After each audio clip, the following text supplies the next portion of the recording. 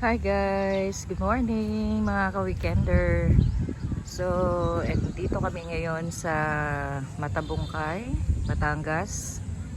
Actually, kahapon pa kami dumating dito pero wala akong chance para mag-vlog or mag-video.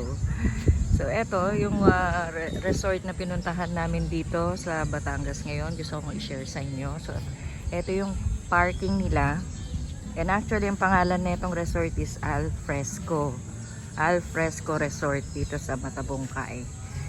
And yun nga, kahapon medyo naligaw pa kami kasi wala silang signage sa labas. No? So, lumagpas pa kami. So, eto naman yung parking nila. Maluwag. No, laki ng parking kung titignan nyo. So, hindi ko ma-estimate kung ilan sasakyan ang pwede dito. So, ayun ang gamit namin. Sasakyan ng ate ko. Star X kasi ayun, para isang sasakyan na lang kami. Kasama ko mga ate ko nga pala ngayon. Dalawang kapatid ko. Panganay tsaka yung pangalawa. So, eto gusto ko lang pakita sa inyo yung parking. So, kung pupunta kayo dito, ganito kaluwag ang parking nila. And yung rooms naman na pinagstayan namin, couple room, which is 2,500 lang siya with aircon na. And since weekday ngayon, mga ka-weekender, no, expected na natin yan since summer pa din. The date today is May 24. Hindi ako nagkakamali, tama? May 24. So, mula kahapon. So, bukas pa kami uuwi. So, mag 2 nights, 3 days kami dito. So, eto yung tinirahan namin. Ayan, meron siyang balcony sa taas. Pwede rin magstay dyan. So, eto, sakop din ng resort. So, eto yung kwarto. 2 kwarto ang inukupan namin since kasama nga yung ate ko. 2 ate ko, tsaka yung anak niyang isa tsaka yung boyfriend niya. And wait lang, pakita ko rin sa inyo yung room namin kasi sa mga ate ko tulog pa sila. So eto siya. Ayan. So fair naman, no, with aircon. Malamig naman yung aircon. So para sa akin, sa halagang 2,500, worth it na to. And according to dun sa caretaker nila, meron family room, 3 to 4, 5 packs, yung mga ganon, which is ano lang din naman, affordable din naman. Parang nasa 3,500 yung 4 to 5 packs nila.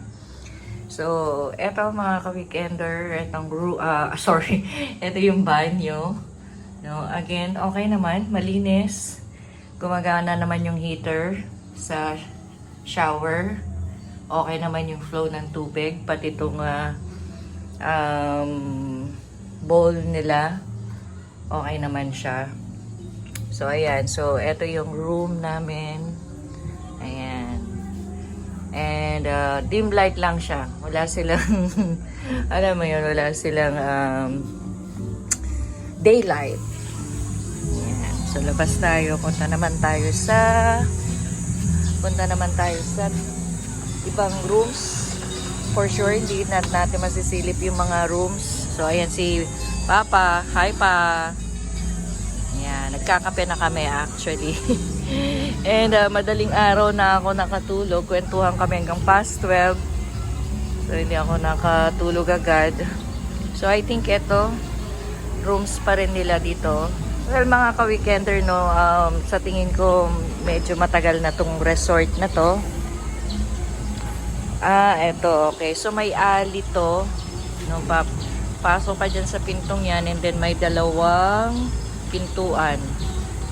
And, alam ko yan yung unang in-offer sa akin, 3 to 4 packs, which is 3,500 lang. Ngayon, since medyo masikip yung room ng ate ko kasi sumama nga yung anak niya tsaka yung boyfriend. So, ililipat sila doon mamaya. Kasi most of the guests mamaya is mag-check out na. So nag-weekend lang sila dito, Saturday, Sunday. Ayan, so meron yan, duyan, meron kayong pwedeng pagduyanan dyan. Duyan-duyan, tapos may ayan, gazebo ba tawag dyan. Meron din provided doon na gasol na nakikita po, tapos may sink din. So ayan, so umaga pa lang, ang dami na, anong oras time check siguro mga past 6 pa lang. Ang dami nang naliligo sa dagat. So eto yung kabuuan niya. Eto yung part na yan, since nakakahiyan lumapit kasi ako, okupado siya ngayon. Yan yung 10 packs ata, more than 10 packs. Sa tingin ko ang dami nila. So ayan. Then eto ang pangalan ng resort, Al Fresco Resort. And in fairness, free wifi, malakas ang wifi nila. Yun ang maganda sa lahat, no? Makakapag-update kayo ng mga ano nyo, my day or stories nyo. So ayan siya. Then ayun, may rooms pa doon. Kung hindi ako nagkakamali, parang nasa 8 to 10 rooms ata, all in all to. No? So akyatin natin tong pinakalanay nila sa taas, which is staff siya. Staff house. Ayan. Hi be, check ko lang. Ibibidyo ko lang to. Good morning po. Ayan po si Be. Napakabait, napaka-accommodating. Siya po yung kausap ko sa Messenger. Ayan. So, eto siya. Wow! Ang ganda dito. So, pwede rin umakyat dito. Although, again, mga ka-weekender, honest review, hindi na siya ganun ka yung mga gamit. Ito, lamesa. Luma na siya. But still, ang saya. So, pwede kayo dito tumambay. Ayan, 2 upuan. Pwedeng dito kayo magkape. And then, ang magiging view nyo na, yung buong dagat na. Ayan. Oh. So, as expected again, since weekend nga ngayon, ang daming tao. Maganda yung dagat, mababaw lang siya. And kung gusto nyo, ayan, punong-puno ng floating cottages. Ayan, lapit natin. Ayan, punong-puno ng cottages sa floating cottages. So, ang rent sa floating cottage is 3,500 kung hindi ako nagkakamali. So, ayan, si Papa nag-video na rin. So, aside from boating, yung pedal boat ang tawag dito eh. Pero, syempre, innovation, instead na pedal boat, nilagyan na rin nila ng motor para hindi ka na magpedal. Ayan. So, according dun sa nakausap namin kahapon, na plano rin sana ng ate ko is maggaganyan kami, no? Pedal boat or motor boat na siya ngayon. So, pag mag-snorkeling, banda dun, papakain ng isda, ganyan, 150 per head lang. Ngayon, kung gusto naman daw mag-island hopping, is 3 island ata yung pupuntahan. Regardless na ata yun kung ilan kayo dun sa boat. Kung mapuno yung boat na yan, 1,500 for 2 hours. Yun. So, ayan. So, ganito kaaga, medyo maingay na dahil sa dami ng tao. Imagine may nagbibideo kay agad. Pero in fairness naman, kagabi, yung katabi namin or yung katabi namin dun sa kwarto, no? Doon nagiinuman sila, nagpapatugtog. Pero nung pagdating naman na ng alas G's. Oo, alas 10 pasado. Calm down naman na sila. Tumahimik naman na sila sa or tumigil na sila sa pagpapatugtog. No? Ayan. So, consider nyo po itong resort na to. Again, al fresco dito sa Matabungkay. Recommended ko siya. Recommended ko siya if simple lang kayo, no, you're not looking for any parang high-end na resort. Budget friendly siya, I should say, no. So meron din mga activities dito. Ayun, kung makikita nyo sa video, meron silang flying fish at ayun, or ano man tawag doon, yun, no, yung banana boat, tapos yung hinahatak na parang sulbabidang malaki. I think hindi yan yung flying fish. Iba yung flying fish. So, sulbabida yun na malaki na I think ipaiikot-ikot lang kayo. Ha? Ay, okay. Napansin ni Daddy ni Papa. Dito sa baba, kung ayaw nyong mag-accommodate ng room, merong tent pitching. Sa kanila rin ba to? Ay, oo. Kasi sakop yun. Hanggang dun yung bagpop. So, pwede yan. Siguro kung malamig-lamig ang panahon or mataas ang tolerance ninyo sa init, pwede kayong mag-tent pitching. Actually, kahapon pagdating namin, medyo maalinsangan yung panahon dito. Pero sa ngayon, sa ngayong oras na to is okay naman yung weather. Hindi siya ganun ka-init as expected kung summer talaga. Since malapit na rin naman na matapos ang summer.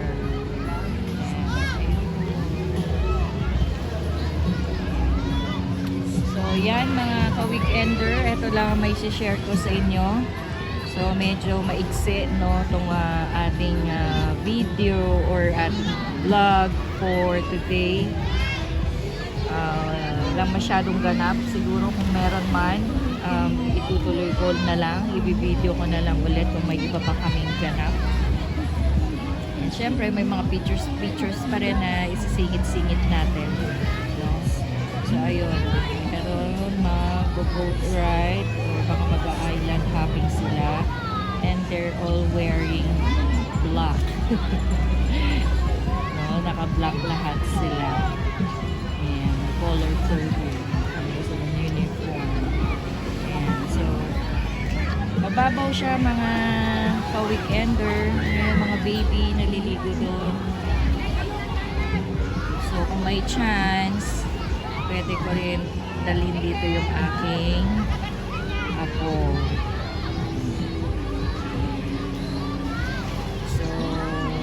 Ganito kaaga. So yan, narinig ko mga past 5 or 6 since mataas na ang araw.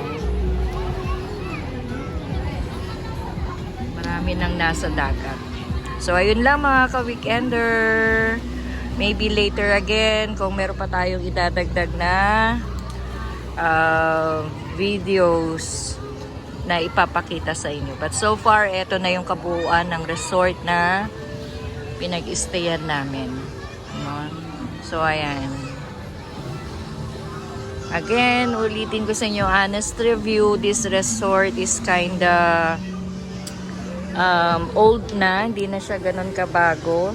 Pero but still, sabi ko nga, if simple lang naman kayo, and you're not looking for that high-end accommodation or resort, pwede na to. No? Kagaya namin, actually, ano lang naman kami, budget friendly lang naman kami hanggat maaari. Kasi we're just want to have fun tuwing weekend. So ang atake natin ngayon ay hindi tayo camping, resort tayo. Beach resort. Good morning po ulit. So eto pa siya, pwede ka pa dito. Kung walang masyadong guests. Ayan. If you can see that, lumang gamit ng drums. Set of drums. Tapos may TV na sa palagay ko hindi na rin siya gumagana. So eto naman yung view dito sa taas, dito sa kabilang lanay nila. Ayan. Pero spacious, maluwag. So kung malaking grupo kayo mga ka-weekender, pwede to. Mare-recommend ko talaga tong lugar na to. Ayan yung kabuuan. No, so ayan, kung wala kayong room, siguro pag day tour lang or mga cottage lang kayo, ayun naman yung pinaka-public CR nila for men and women. Tapos shower, tas meron din sink doon. And on the other side, ayun yung drilling station nila. No? Pero kahapon, dumating kami since medyo pagod pa sa biyahe. Kaya yung nabiling isda ng ate ko, pinaihaw na lang namin doon kay Be. Yun yung pangalan ng caretaker. Ayan, so eto naman yung front side on this other side. Ayan. Okay, so for now, yan lang muna. And ayun, may nagtitinda ng taho. And maraming mga nag-aalok ng mga isda, ganyan, mangga. Madami pong dumadating. Or maraming pumapasok dito. So gated naman tong resort na to. Kagabi sinara nila yung gate na yan. Yung mga pastel na siya, sinara na nila. And yun nga, dun sa entrance is sinara na rin siya. And dun sa rooms namin, pansin ko may mga emergency numbers na pwedeng kontakin, which is okay yun, no? So in case of emergency, meron kayong mga matatawagan na numbers. Yun lang. Yung room nila na malaki, I don't have an idea. So, pag tanungin ko na lang si Be, yung caretaker, kung magkano yung pinakamalaking room nila for family. Alright, yun lang po. And, yeah. Later, pagka dagdag pa tayo ng videos and photos. Ito yung ito po kwarto na ilang packs to? 3 to 4. Okay. So mas nga siya, mas maluwag. Tapos 3.5, no? 3.5. Okay, mas okay siya. Ito yung banyo. Ay wow, okay. Mas okay nga to. Actually. So, 3 to 4 packs, mga ka-weekender. So, lilipat dito ngayon yung mga ate ko, kasama kasi yung anak at saka boyfriend. Kasi actually, nandun lang din sila sa couple room. Kaya, so, eto 3.5. Pwede na. Siya malamig. Wala kasing aircon. Ayan. Pwede na. Okay. Ayan. Okay naman yung CR.